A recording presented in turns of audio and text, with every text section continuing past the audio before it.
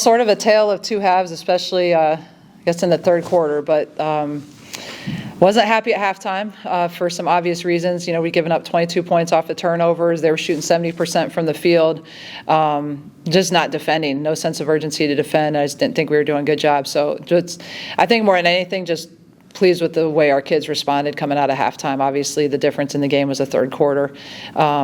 I thought Lacey and India, forget what the stats look like, I thought Lacey and India just willed us to win. I mean, they just had some toughness, came up with some extra loose balls, some extra plays. I mean, India on the glass was huge. You know, I thought some other kids played well statistically as well, but I just thought their sheer toughness is what really kind of shone through, and that really inspired our team and really got us going. Coach, y'all forced 25 turnovers, so gave up 23 turnovers. Obviously, I don't know what you want to hear. But did you, despite giving up so many points off turnovers in that first half, did you feel like you guys shot a combined 50% in the first half?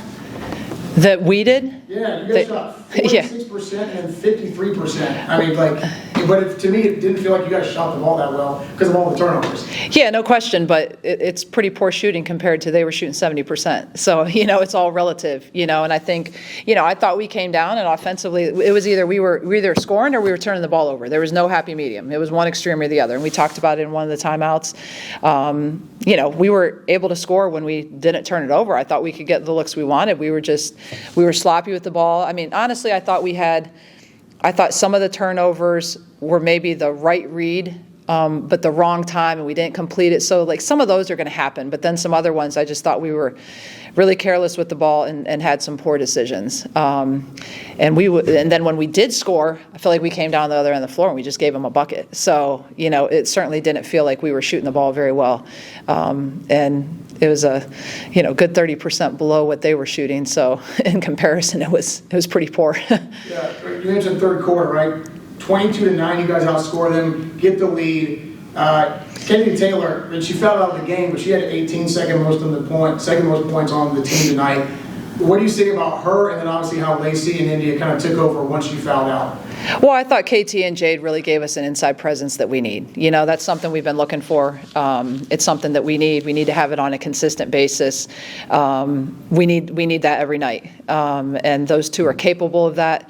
The good thing is, I think they're far from where their potential is as well. So I think that's the exciting part.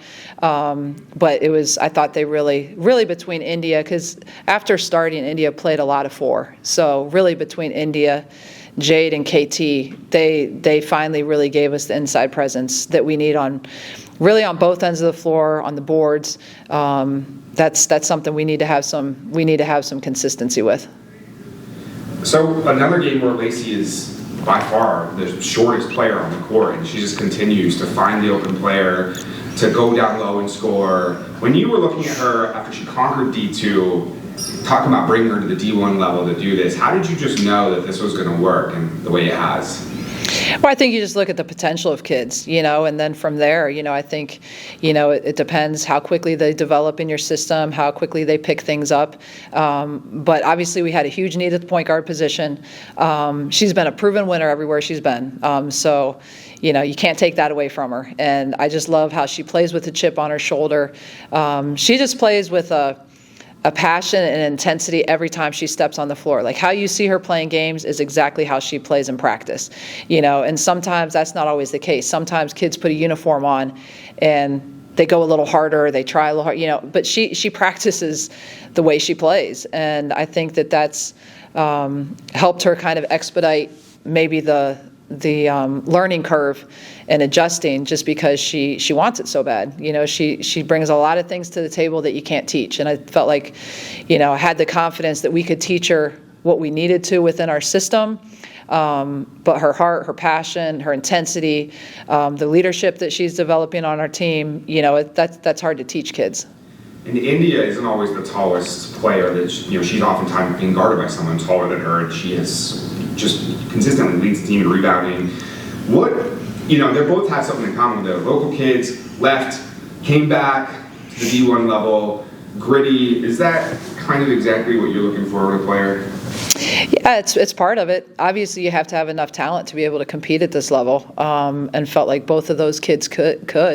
Both you can look at as being maybe undersized and small for their position, but India's always had a nose for the ball too. And I think probably what I've been most pleased with India has just been her development in her leadership with our team. And so she's been somebody that has really started to have a voice, as far as just along the lines of the sense of urgency, the toughness, and if we're going to be good, we've got to have that. We've got to have those voices within the team, and I think she's started to figure some things out in that regard, and I think that it's started to carry over in the way that she plays.